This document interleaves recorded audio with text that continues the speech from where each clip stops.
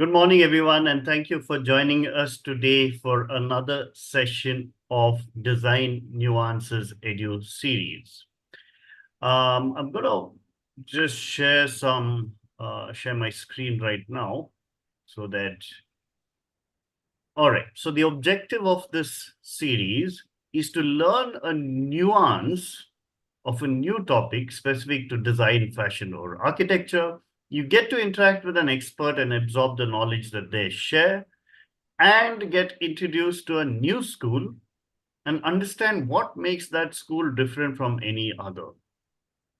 So today we have Professor Vikash Kumar, who is he heads the Department of Design, the School of Humanities um, at Shivnadar University. All right, and this is in Delhi, NCR. And the topic today is about design research and why and how that is important to all of us. Dr. Vikash is an engineer, designer, and researcher, currently working as an assistant professor with the Department of Design, Shivnadar Institution of Eminence, Delhi, NCR. He's a chief expert in industrial design technology at India Skills 2024 under MESC National Skill Development Corporation. He's an alumnus of the Department of Design from IIT Guwahati with over 10 years of academic and research experience. Prior to joining Shivnadar, he worked with the Center for Education Technology at IIT Guwahati as an assistant project engineer and Cognizant Technology Solution in Chennai as a program analyst. For those of you who would like to understand more about Shivnadar University, you can get on to DQ Edge, and it's listed there. I'll share this link. And Shivnadar is also open for admissions for those of you who are in the 2024 batch. Y'all can even apply to Shivnadar for this year's admissions. But for now, back to Professor Vikash Kumar. I'm going to stop my screen share. So, Professor Vikas, thank you so much for coming here. Thank you, Dion. And there is a minor correction. I'm not the head of the department right now. I'm a faculty within the Department of Design. All right. That's a minor correction. All right. And thank you for that wonderful introduction. So let me share my screen and start with it. So I hope that the audience for this particular session is mainly students, prospective students who are looking for getting into any design program. And Yeah. with So that, there would be students and parents as well. okay, perfect. That is great. That is great. So I have slightly kind of kind of improvised on the topic. So it is design research and the career prospects because students may be or prospective parents may be interested in understanding that what are the career prospects which are available as far as design research and being a design researcher is concerned. So let me kind of very quickly go to. So I have structured this talk in three segments, three parts. The first part I'll be kind of very briefly introducing with what is research, and there are certain things like what is not research, what is science, and some misconception about science, because research actually deals with the scientific methods. The second part of this particular talk will be focused on design research. How is it different from research in other discipline, other departments and all? And there are certain things which a prospective designer or a novice designer need to understand about design research is how design research makes them a better designer. We will be very briefly talking about decision making in design with some examples, framework of design research, and the theoretical research in design, and I have kind of brought in one example for that. Then practice-based research in design, and what are user research for designers. That is where most of the companies are looking for designers who can conduct good user research or practice-based research. The last part of the kind of talk will be focused on career opportunities. what are the existing career opportunities in industry as well as in academia, you know. So this is a kind of brief overview of this particular talk. So let me start with the first slide, and that is, what is research? The reason why this question is very, very important is because research is such a common term, such a common word, and on a day-to-day basis, we use it to mean different things. However, in context of design research, it has a specific meaning. So we need to kind of create a distinction in between the common use of the term research, which actually is, kind of sometimes reflects some misconceptions, and the true meaning of the research, the term research. So the best way to understand it is, looking into few of the myths or a few of the things which is not research, which we normally in day-to-day uses, we understand it as research. So research is not about merely gathering information. So say, for example, if someone gets an assignment of a kind of speaking on a particular topic, so he or she visits to the library and discovers some facts, and based on that, one can claim that, okay, yes, I have done research on this particular topic. However, information discovery is definitely not research. The second misconception is about, say, for example, there are some hard to find information, and you go around finding that information to various sources and all. So, say, for example, the market value of a house, So there are so many kind of ways in which one can figure out. And if you kind of conduct, or say, for example, buying a mobile phone, you go around looking for different models, and you collect a lot of information from various websites about specifications and things which a particular mobile phone may give you, and you match it with your requirement. You say that you have done research before buying this particular product. So definitely that is also not research. So research is not merely transporting of facts from one location to other in form of, say, for example, fact transcription, fact documentation, organization, or even summarization. These are all not research. Then what is research? So there are multiple definitions that exist in literature. Some are very broad and some are very specific and narrow. And there exists certain similarities, but kind of, if you are looking at certain definitions which are there in literature, you should be careful that none of the definition is comprehensive. One of the reason is that different disciplines uh, define their understanding of research, and maybe there is a fair possibility that whatever definition you may be looking at is from a disciplinary perspective. So that's a word of caution. So let's look at few of the definitions. So one of the best way I personally feel is to understand our topic is to actually look into different definitions of the term, and then probably it will give us a better concept of thing. So research is about, this is one of the kind of definition from Chambers 20th century dictionary: systemic investigation towards increasing the sum of knowledge. Here important terms is highlighted as systematic, systematic way of kind of discovering something new, some new knowledge, sum of knowledge. Second definition is a careful investigation. So research is an investigation or an inquiry through search of new facts in any branch of knowledge. Movement from known, so whatever we know, to whatever we intend to know, what is unknown for us. So according to a voice of discovery, research is an art of scientific investigation. So if I have to kind of very broadly define research, research is about generation of new knowledge, search for knowledge, and that is what, in my understanding, broadly speaking, research is all about. Now, one other term which I have used in the previous kind of, in this particular slide, is scientific. And what is scientific? What is science? So science is a way of knowing based on experimental or observational evidence and its interpretation. So putting very simple, science is a way of knowing. So it is largely defined by, and whatever methods which is relevant for science is referred to as scientific methods. It gives certain kind of objectivity and clarity over the knowledge generation.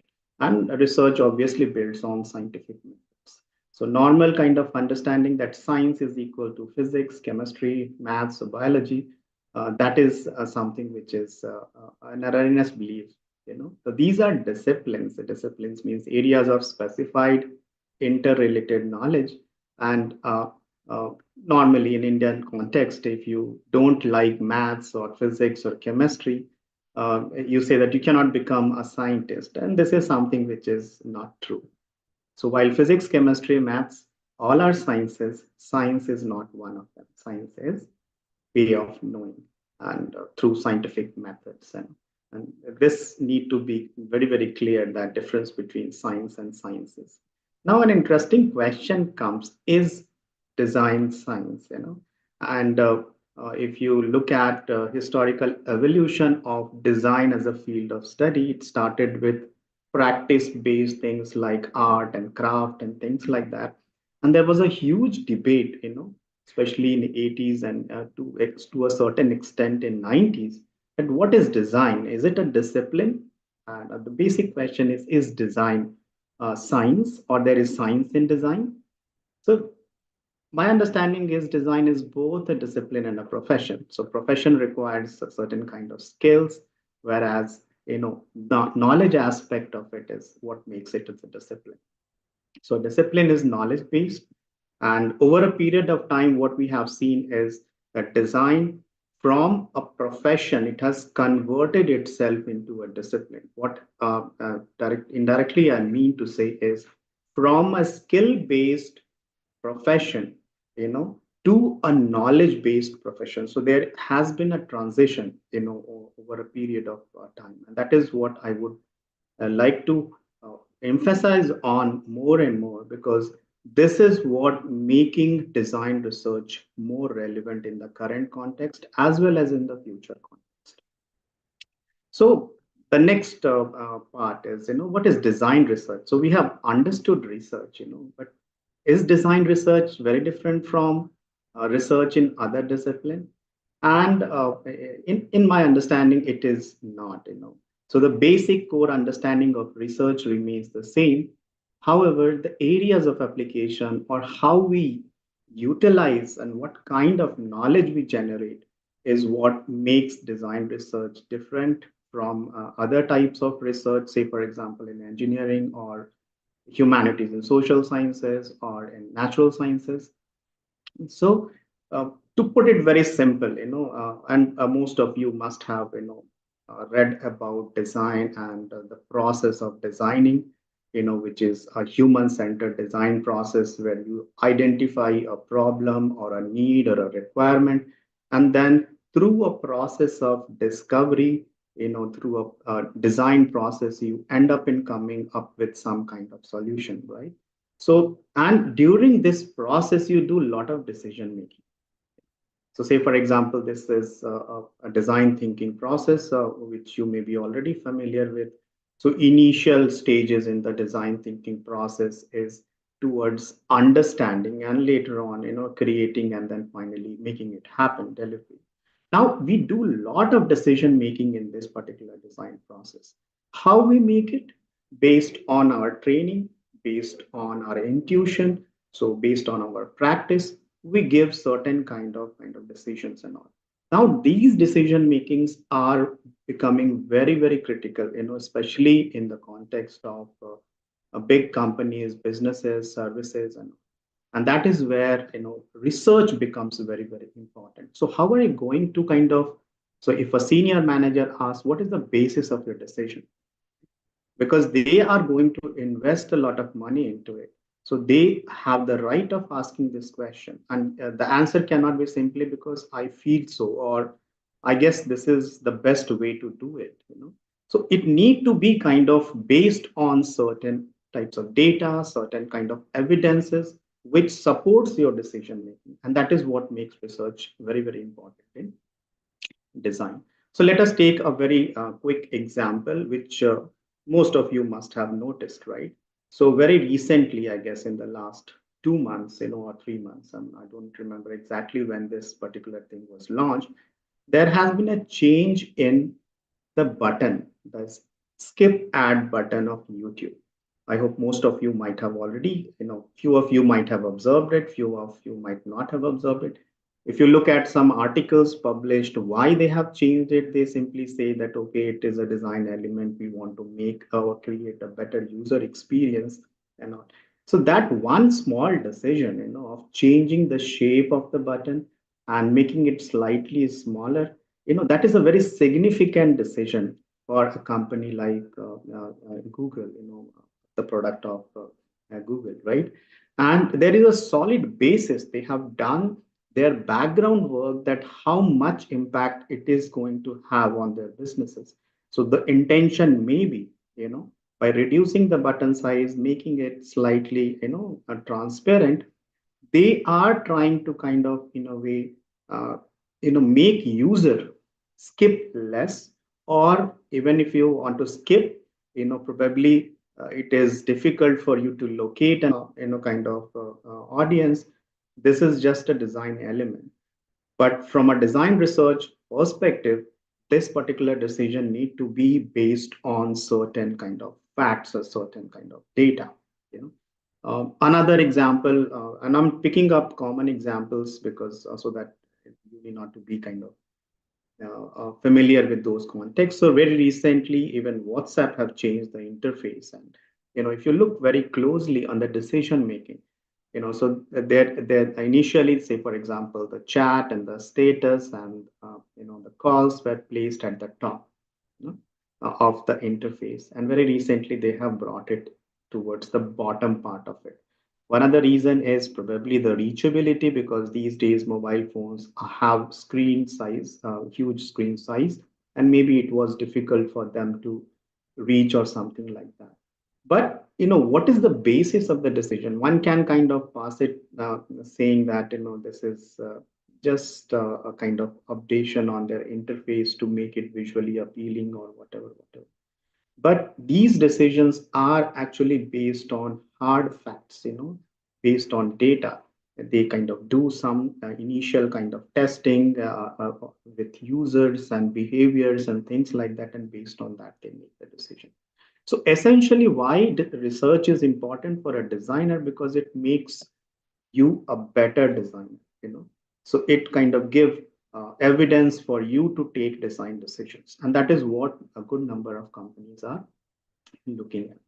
Let us very quickly kind of look at the broad framework of research. When I say framework of research, it means what kind of research happens in design, and in contrast with other disciplines. So, say for example, normal understanding of design research is the theoretical research, where you attempt to understand designing and designers, their behavior and what kind of tools and methods may be kind of helpful for them. So kind of doing those kind of, and these kind of research are mostly done in academic settings. However, there is another type of kind of research, what we label as practice-based research, and it has two variations.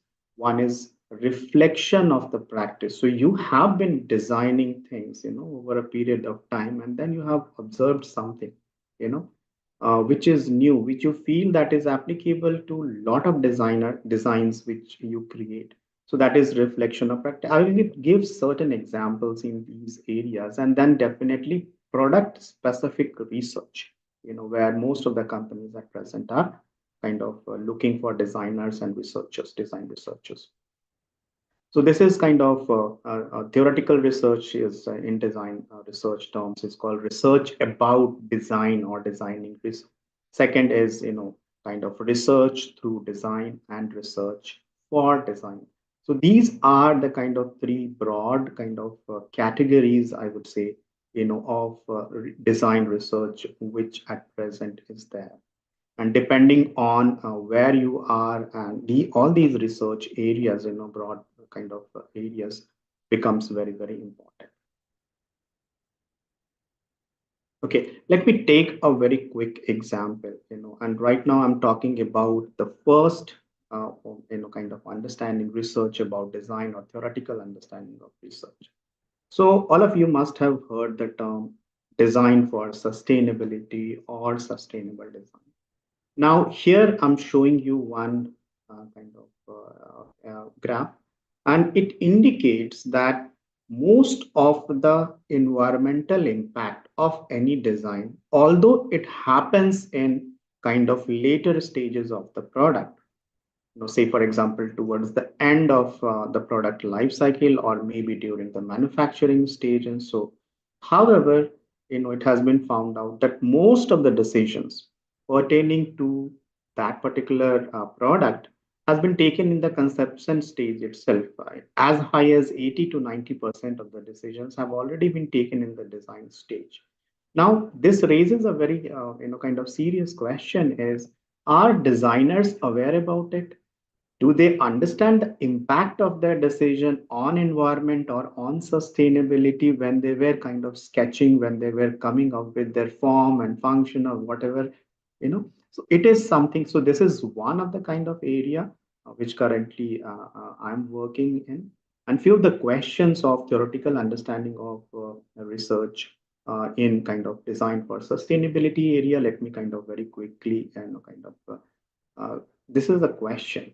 This is a question worth exploring and understanding, considering the evolution of sustainable design, which encompass not only environment. That is also one of the problem which we investigated and found out that most of the people, their understanding of sustainability is focused on environmental impact. However, that is also something which need to change. So it encompass people, planet, obviously, profit, and the product life cycle and system. Question is, what does sustainable design mean for, say, for example, our kind of designers who may be not directly involved in engineering the product, but we may be taking a lot of decisions that have impact at a later stage of the product life cycle. So imagine you as a designer, you have been trained, in certain methods of designing, design thinking, and then aesthetics and elements and principles of design, visual quality or something like that. And you also might have got, kind of some understanding of the concept of sustainability from, say, for example, school level books or media or magazine or articles and things like that. And based on that, a designer developed a mental model. Mental model means their understanding of what sustainable design means. And whenever they work with, say, for example, a design problem, their decision making, their action is based on that particular mental model. Now, from an economic perspective, from an economic model of sustainability, you must have seen people, planet, and profit, and those kind of frameworks for sustainable design are available. However, whether designer can interpret it and take good decisions. So that is an interesting question to kind of invest in, what sustainable design means actually, and how and what kind of perception, what kind of mental model, is where we need to kind of intervene and change, to come up with some tools and methods and training for designers and things like that. Okay, so these are the kind of two things which are related, and one can interpret based on the action of the decision making, that what is the perception which someone is carrying and how can we change that perception. Another example which I have kind of discussed is research through design, means the reflection based understanding of design research. So you must have kind of over a period of time and seen that there are certain decisions which is what we call as thumb rules. So say for example, every extra unit of information should be reduced. It should be made, and that is what Google have understood over a period of time. That the more less and less information which we put on the screen, the engagement becomes better, the experience becomes better. Now this is an example of a practice based research, where over a period of time, by experimentation and all, they have developed a certain kind of knowledge, what we kind of understand as minimalism or whatever. Another example of is visibility of system status. So that is something which most of the websites these days follow. But this knowledge actually came via design research, via practice-based research. So after kind of looking into multiple screens and trying to understand, what is changing that behavior, that knowledge have been created, that heuristics, in a way one can say, heuristics of design, thumb rules of design. So these thumb rules of design, it doesn't come, on its own. There is a lot of kind of reflection and background work, and that leads to. So say, for example, say I'm on this particular page, am I aware that I'm on this page? Am I aware in the whole web of things, different pages where I am at present? So visibility, this is also an example of kind of research in design and why companies are looking for research. The third aspect of research for design is particularly user research, and this is where most of the companies, at least the medium level and good number of companies are looking for designers who are capable of conducting good user research. And through the process of designing, this user research actually figures out at multiple places. It may be in the empathy stage where you intend to understand the mental model of any user, or say, for example, their experiences. You wanted to capture their experience, then only you can kind of understand which point need kind of an improvement. Similarly, when you go to the define phase, there also you have to kind of not much into define phase, but in the ideation and prototype and testing phase, you need to do a lot of user research, trying to understand a lot of things. So let me give you, these are a few of the methods which normally designers try to, kind of employ: usability testing, content testing, card sorting. So say, for example, in the ideation stage, considering a website, you have a lot of option of information organizing, and you want to give certain labels to it, whether that is making sense for people, and those kind of investigation falls broadly under the category of practice-based research, or user research. So there are so many such things currently. Say, for example, this YouTube skip button thing, it is in A/B testing phase. What they are doing is, for a certain set of people, they have released it, and with for other set of people, and they're trying to measure, which one is performing better, and it is very interesting to understand what goes behind the decision making.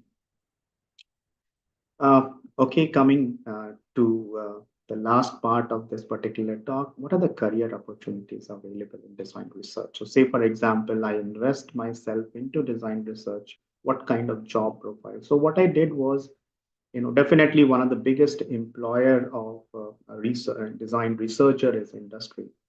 And I'm not sure whether it is the write-up is visible about the job profile. You simply go and search on any kind of Google or anywhere, research design researcher position, and these are the kind of things which will, come up, on your screen, senior UX researcher, and these are very, very highly paid job, and big companies are looking for people. This is another example, design researcher. Just to contextualize, just to give you an idea of, how important in the coming time research, design research is becoming. Another big area which maybe, not many of you may be thinking of at present joining is, the academy. And this is an article from the Hindu that design education is taking off in India. So at present, design is growing at a rate of nearly 20 to 25% in India, and they require a lot of training faculty, a lot of people who can train designers, and how are you going to impart the training? Slowly, design is also getting into school education, and how are you going to train teachers, school teachers, and all? So these are areas, where, kind of currently academics is looking for people who can conduct good research. So that is where uh, this is the last slide probably I'll talk about. So research is about, in a way, collecting data and then organizing that data in the form of an information, and that would lead to some kind of knowledge. What companies are interested in, the wisdom of a designer, and that comes out through the process of data collection, information analysis, and knowledge generation. I guess that's very briefly talking about design research. So this is one of the things which I normally tell my students, that have you experienced the joy of knowing that you don't know? something which makes you curious, why this, and then use scientific methods to figure it. So thank you, Dion. I would be happy to take questions. Thanks a lot, Professor Vikash. Very, very interesting. I think very nicely put across, briefly, impactfully, and very thought-provoking. And I like this aspect of experience the joy of knowing that you don't know, you know. Um, and that really takes us to our school days and the joy of really figuring out we may not have gone through school thinking okay we would have been studying for the exams, but now when we look back and learn, we're learning because it's fun, and I hope that aspect becomes a priority in schools as well, as students go through school. So beautifully put. If you can go back to one of your previous slides where decision making in design, right?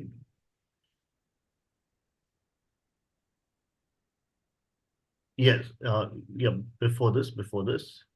Yeah. So this I think is a very critical slide for for people to understand. Um, while we're waiting for questions to come in, and everyone's free to ask questions at this point of time. We'll moderate the questions in. But while we wait for these questions, this aspect of the design process is very neatly broken up into sections, right? So understand, create, and deliver. So so when you talk about the design research part of it, does design research only come in the understanding part of it, or does it go through all these phases? Uh, So thank you for that question. Most of the time, in the company's context, either it comes towards the starting part of the design process, where we are conducting user research, trying to figure out what a user would like to have, where are the inconsistencies and all. So trying to figuring that out. And the second part is when you are coming up with a lot of ideas and all, and then we are trying to figure out which one is the best solution, you know so in the prototype and test phase, so most of the research comes in these two parts. However, what I have seen is that if you have developed a kind of a research aptitude, then you can actually each and every decision making. So say, for example, what exactly we do in empathy phase is understand the user requirement, right? Based on that, you take a decision that what to be designed. So that's an intelligent question to ask, what to be designed which will solve my problem, you know so even in the defined stage itself, you can actually conduct certain kind of user research, or even in the ideation phase you can do a lot of research. So say, for example, decision of having 5 tabs or 4 tabs, you know, is something which is worth exploring, which one would work better for any application. Why, say, for example, uh, WhatsApp have gone from 3 tabs to 4 tabs. So these are the interesting question that is worth exploring. And once you have that research aptitude, then you ask those questions in a very clear, systematic, objective way. You also try to gather data, be it qualitative data or quantitative data, and you can kind of predict that how a user would behave around a thing. And these are critical decisions, especially for certain business, a lot of businesses, because these decisions will decide on the fate of the success of their product, their failure. Uh, Yeah. It's Design, it, lot of competing products are coming into the market. So you would not like to kind of launch something which is not yet verified or something. right. And it's interesting you brought up WhatsApp because um, if you look like the example you showed of Google earlier, Google has simplified their pages. But WhatsApp has started with a simple platform, but now seems to be complicating it, right? And if you look at it, they've put in some new features like what was there on Telegram, the feature to pin messages and things like that. Now, these decisions to simplify or to complicate, right? These are very critical decisions that have a huge impact on users Yes, and user experience. yes. So why would why are these aspects necessary to change? I mean, if WhatsApp has a thing going on, why change? Yes. So if you have a product which is dominating, which none of the companies can enter into, which is in the current times not possible.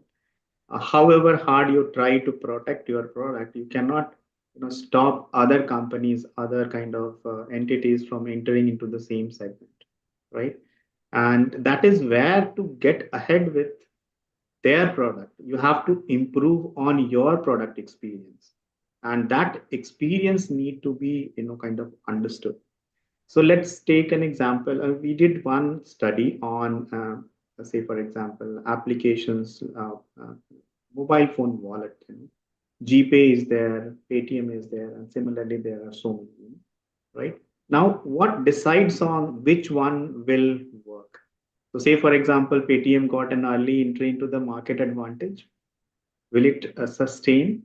And what decision making on, and they put it a lot of things like you can book tickets, you can book flights, whether that will impact their business, whether that, how many people actually use it, is it important, or is it kind of worth understanding whether having a separate platform would make their businesses better, whether it is complicating their existing businesses.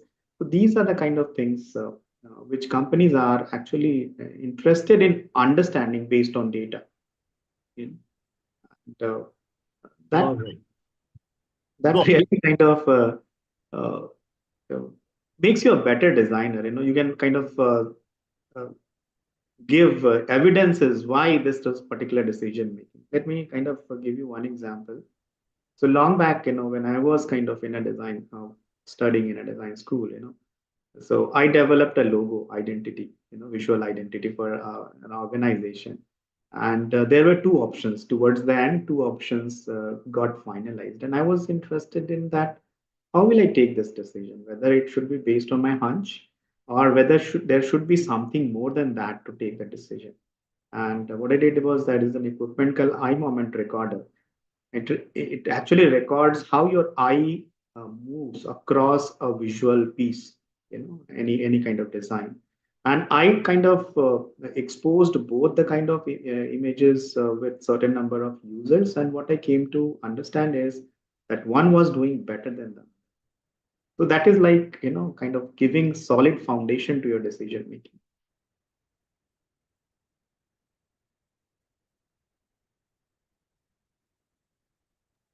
All right, all right. We have a few questions from the audience. All Yes. right. So there's a first question from Anant Narayan Balkrishna, who's saying, is there a stream for design research similar to product design or communication design? Okay. So currently, there are very few institutions who are looking into the design research area. So, say for example, IDC, IIT Bombay, their undergraduate programs. If you look at the last year of the program, it is they are trying to kind of focus their attention more towards research. Similarly, our university, being a research university, is also very seriously looking into design research.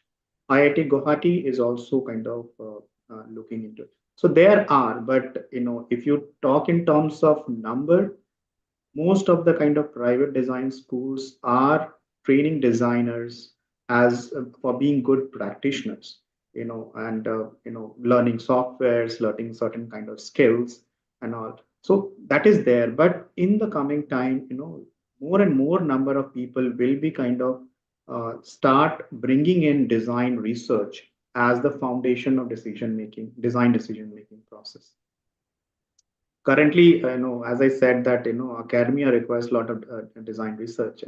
So one of the kind of reason why most of the private, I personally feel that one of the reason is that there are not lot many kind of researchers, design researchers available. India is not producing that many, the number, you know It is very less. If you look for a kind of someone who is a designer having a PhD, you will find very few.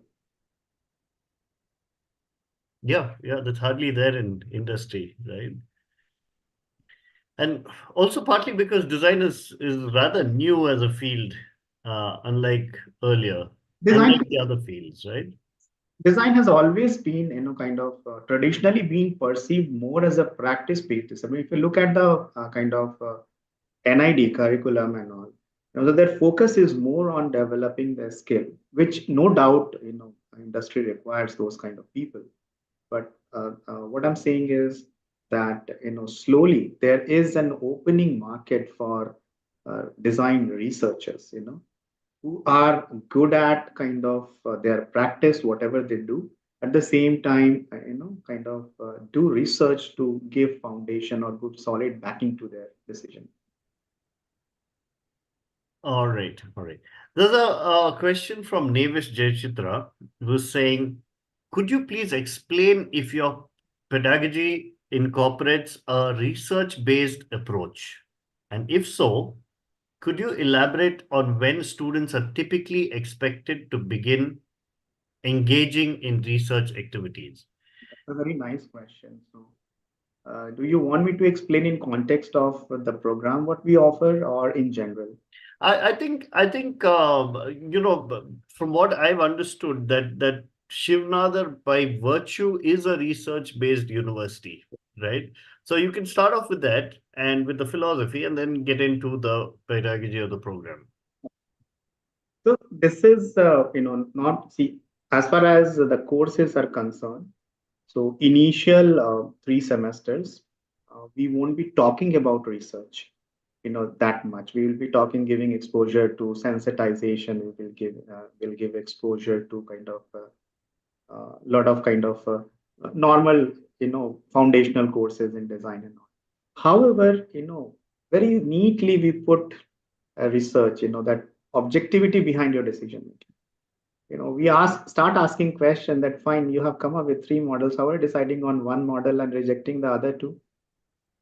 So it is not like per se course comes in third and after third semester, but as far as kind of making people understand the decision making process, it happens from the very first year. So that is our way, and then slowly what we do is we and normally what happens is that when you give a project to any student, they will come up with a lot of ideas, things like that, and then you start asking question that, why have you taken this decision, what was the basis? And initially they start saying that, okay sir, I feel that this is good, right? But later on, once you start investigating a little bit more, that can you come up with some foundations, some basis on which you have made the decision? Think about it. Then someone will say, okay, sir, we have done, kind of user study. We have done this questionnaire and something like that, Google questionnaire or something like that. Well, that is fine, but why have you asked? What was your intention of knowing, behind asking these set of questions, and there the whole kind of discussion and focus on research versus user research starts. The later kind of years of the program, um, and obviously there may be people who may not be interested in becoming serious researchers uh, who contribute to knowledge. So we will leave it there at a user research understanding. And few of them are actually. So we have a 5 year program, like 4 years exit with a BDS degree. The 5th year is more rigorously done with where we train people on research. So we got research labs, and slowly we are kind of in the process of developing new labs where, say, for example, the experiential aspect of any product. So how will you measure? So that's a question. Can we measure by understanding your skin temperature? So those are areas of affect computing, basically where you measure the brain waves and try to understand the experience. So we go to that extreme towards the end of the day. All right. Or let me give you another example. Uh, these days, e-bikes become very, very popular. And let's look at their interfaces. it is very interesting. They are trying to come up with like how the battery is going to show and all. Now, one of the kind of Honda, they were looking at, sorry, Hero, they were looking at, you know, how these interfaces have certain kind of load in traffic situation. Does that, kind of put additional load? So we intend to understand the cognitive load of people, you know. So then you can use certain kind of equipments where someone is looking at, and what is the cognitive load. So we can at advanced stage, we can conduct these kind of research, and these decision making become very, very important for the success of any product or company.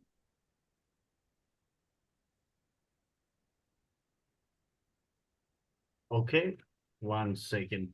So we've got another question from Divya Mitresh, but I've asked for a little more clarification on her question. We'll wait for that to come in.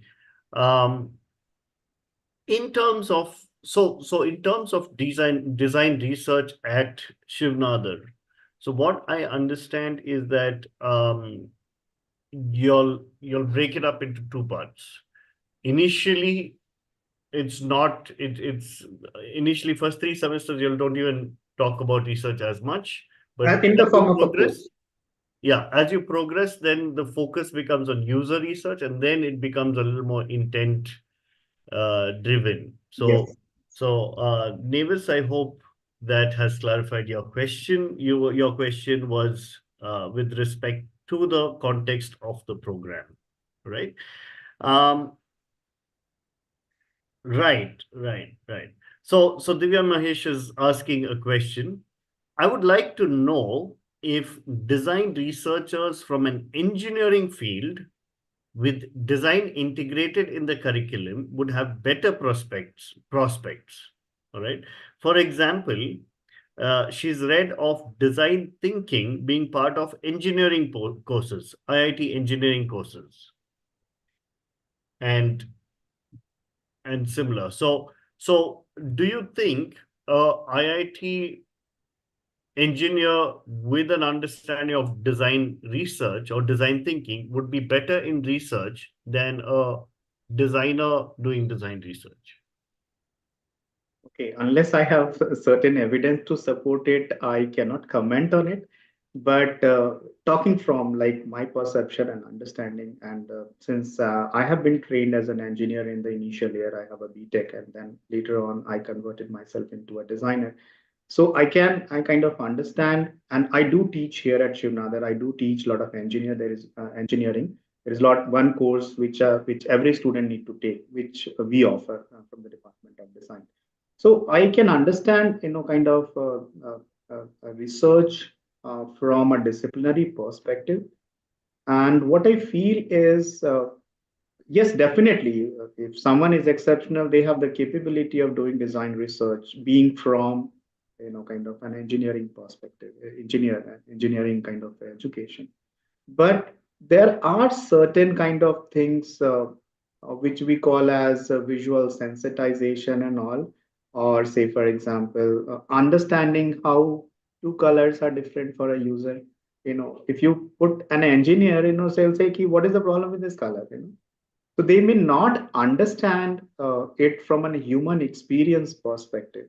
So that is one of the thing which is actually currently missing from the engineering education, that human element is not coming in any of the courses, and that actually puts certain kind of limitations on the kind of question which they can ask and the kind of uh, you know answers they are seeking for.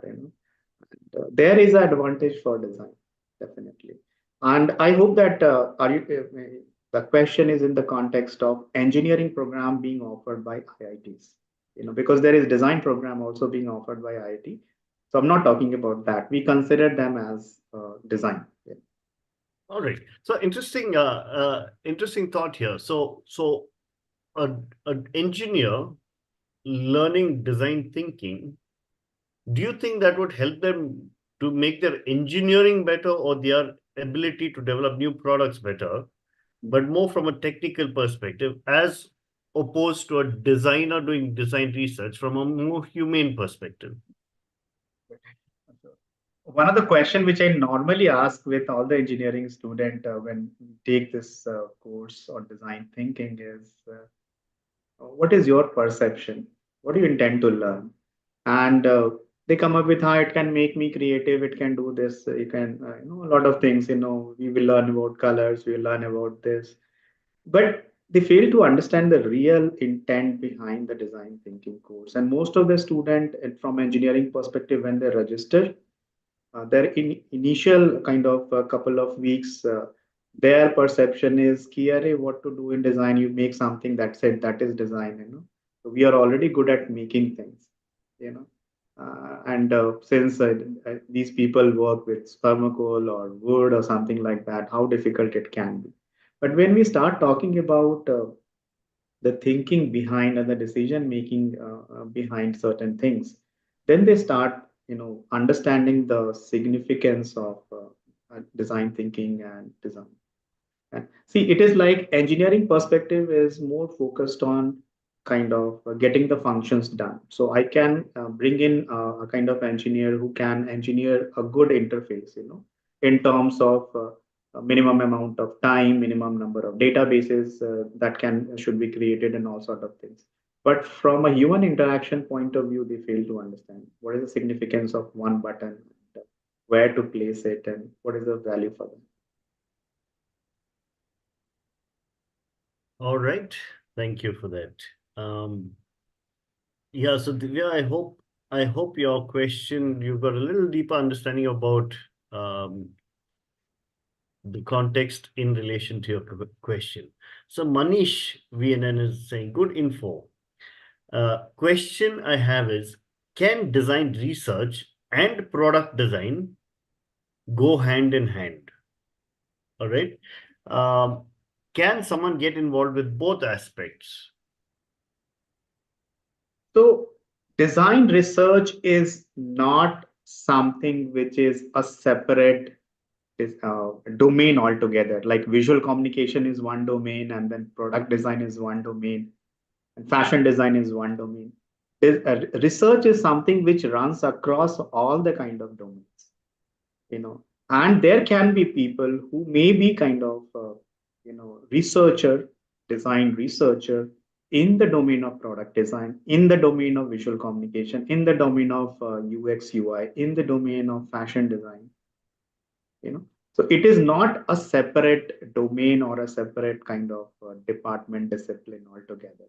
Design research is something which runs across, and every designer need to, because every designer is making decisions. Basically, what design research is about, coming up with hard facts, data, and converting it into, say, for example, certain knowledge, backing that particular decision making. So it is not specific to a particular domain. It is common. That's interesting. So Manish, I think your question has If I been. can add one more thing, say, for example, a company looking for UX researcher, what they need is a UX designer who can conduct good research. So I hope that clarifies things. Or Yeah, say, for example, that's very interesting. So let's say, and bringing this back to Divya's question. So for a UX researcher, would it make sense for a software programmer who's doing the programming to understand UX research and apply for a UX researcher job? Because wouldn't they have the skill sets to understand the programming that would be required to actually get this UX done? they can be good at number crunching. Engineers are good at number crunching, but what numbers to crunch, what questions to ask, is something which a designer can, kind of do better. They're trained for that. Yes, we are trained for that, basically. Okay. Okay. So normally, what kind of an engineer will do is try to create efficiency. So an efficient engine or a efficient, they are not going to think it from a human experience perspective. Whether we need such a kind of engine. Yeah. Yeah.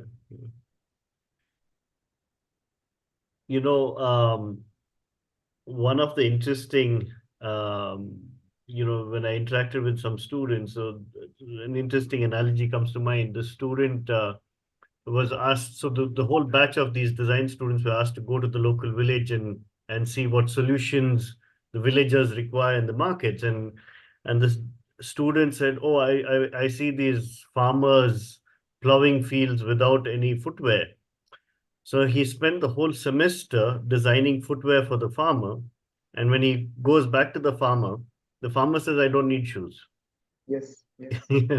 It was not even a need in the first place. So I'll give you a very interesting example. So few of the engineering students, they came, they reached me from electrical department, and they said that, sir, we want to design a stick for visually impaired. Okay. So they came to okay, fine. So there are so many existing. ID Delhi have already done, uh, uh, and what new are you going to? We will be putting some sensors into it which can detect when there is slippery surface or water is there or something like that. That will help give, kind of. Well, have you met someone who is actually visually impaired? And they said, no, sir. Well, let's do one thing, and this is the method. You have to use observation method. You have to go with your camera and other things, and go to there is a blind school in Delhi. So all of them went there. They spent a whole day and they came back with photographs and with a lot of things. And when they came back, they showed, people working with computers and coding and then dealing with hot wax and and people playing cricket or something like that. And when they came back, I said that, okay, what is your insight? Well, sir, nobody was using a blind stick there. You know? So what do you observe then? What was your understanding? We observed certain things. Say, for example, one of the things which we often miss is, they are also people. They would also like to have fun time. Most of the time, we feel that, what a blind man, a person need is a stick. But they need other things also. They would laugh. They would like to interact and play with, you know, people, normal people as well. And that is where we have realized that is an insight which they gained actually. There are a lot of opportunities on coming up with games, a lot of Interesting. things to play with, where, two visual impaired person can also play at the same time. They would like to be equal with normal people, right? When I say normal, it means I'm not saying they are abnormal, they are especially able, but like someone who can see and compete with them, and then have fun with them. How can you make that happen? Yep, yep, absolutely, absolutely. It's been very, very insightful. Neeraj, bringing you in here. All right. There's a Yes, question please. for you from Manish. So for the audience, Neeraj handles the admissions at Shivnadar. So this question is relevant to him. Does Shivnadar have a presence in South India, a design school? Actually, we have started up a university. Just to give you a background, we started in 2011, the Delhi NCR. The Chennai one is also a university, but the difference between Chennai and Delhi is like we are Shivnadar Institution of Eminence. However, the Chennai is Shivnadar University. They started in 2021, we started in 2011. That's a major difference, 10 years of gap. However, we do not have a design, I mean, in terms of the program we have it at only Delhi, not in Chennai. All right, all right. And what would be the admission process if someone would want to consider Shivnadar? Admission process for Chennai or Delhi? No, for Delhi, for For the Delhi, design program in Delhi. Yeah. for the design program in Delhi, sure. Do you want me to show it on a slide or is it Yeah, like you I can can do just, that. You can do that. sure. Just give me 1 second. I'll just share.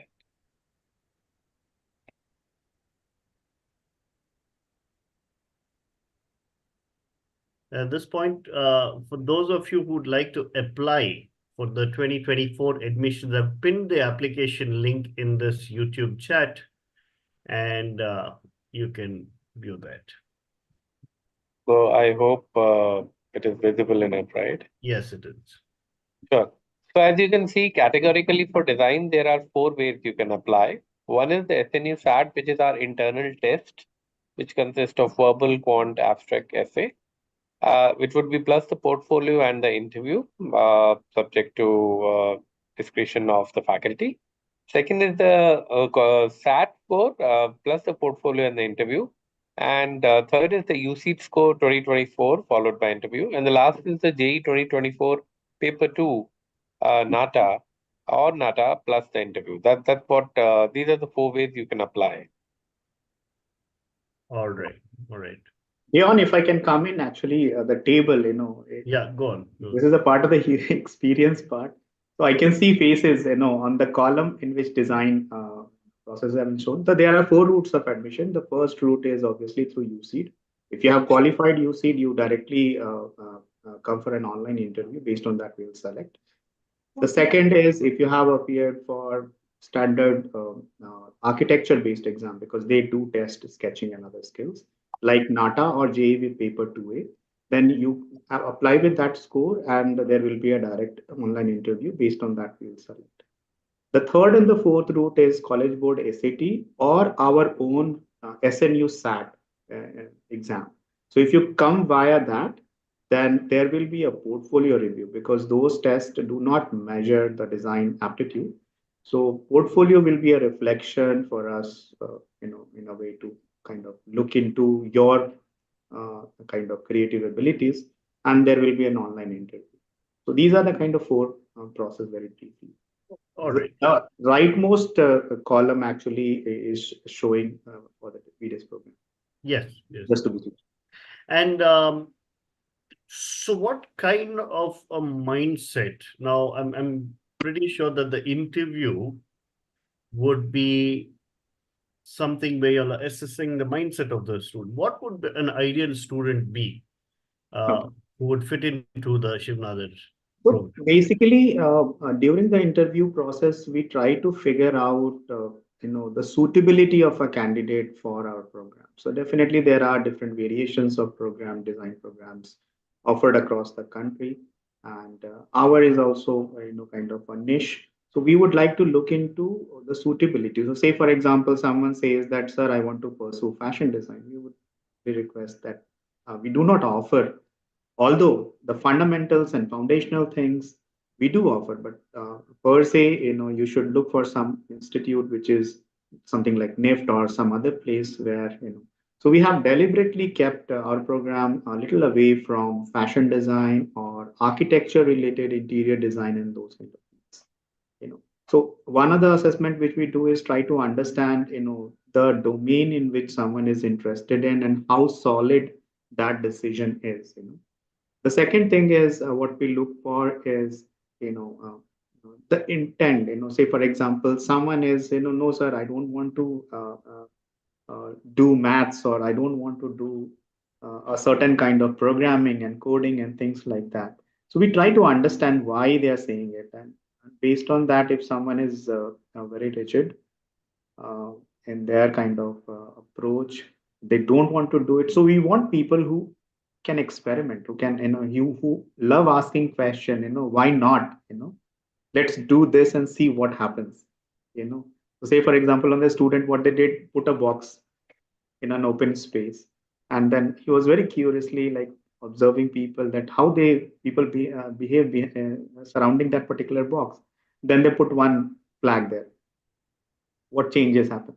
So basically, we want people who can kind of do these, ask questions and experiment, and obviously someone who can kind of also work a little bit with technology.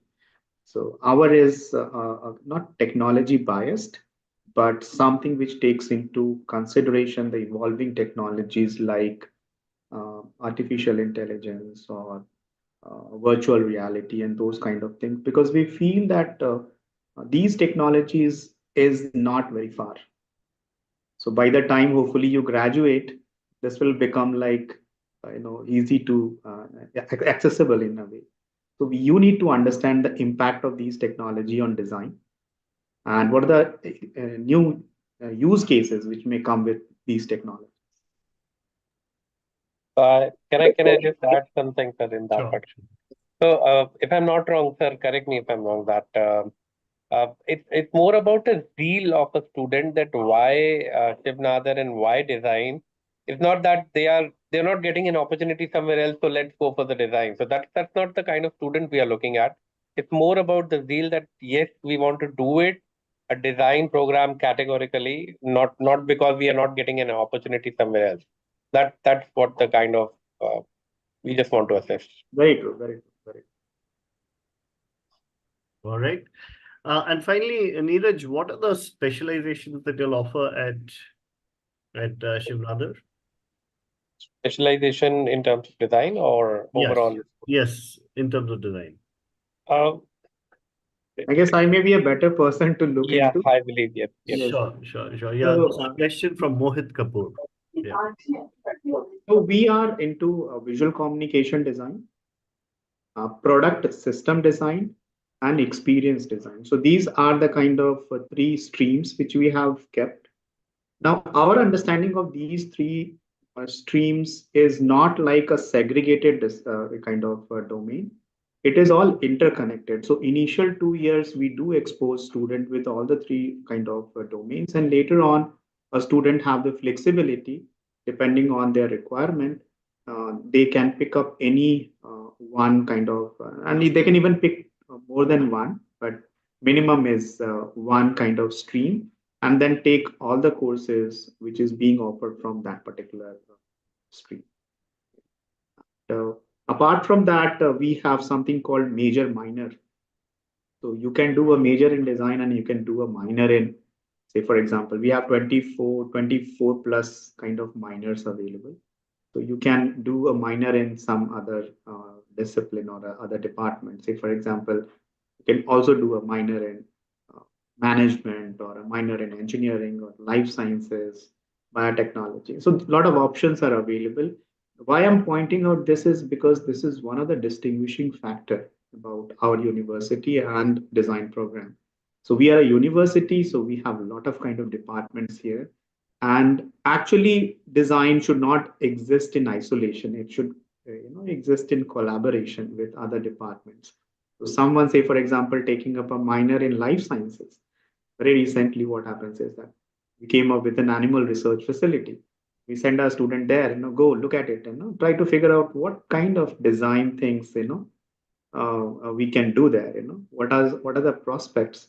And they came, and few of them were from life science department, working collaboratively work. So this is the future, collaborative working and understanding different disciplines, and so that is what we are good at actually, and which is very, very unique. All right.